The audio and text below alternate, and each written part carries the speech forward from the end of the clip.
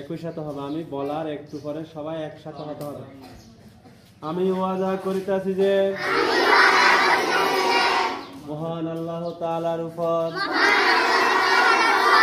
অবিচল আস্থা রাখিব, জীবনের সকল ক্ষেত্রে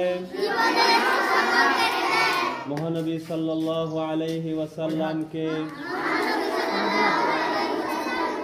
অনুসরণ করিব, সদা সত্য কথা বলিব, বড়দেরকে সম্মান করিব, ছোটদেরকে স্নেহ করিব, বিদ্যালয়ের আইন শৃঙ্খলা মানিয়ে চলিব। হে আল্লাহ, আমাদেরকে শক্তি দিন, আমরা যেন বাংলাদেশকে একটি সুন্দর আদর্শবান দেশ হিসেবে গড়ে তুলতে পারি। আমিন। ধন্যবাদ।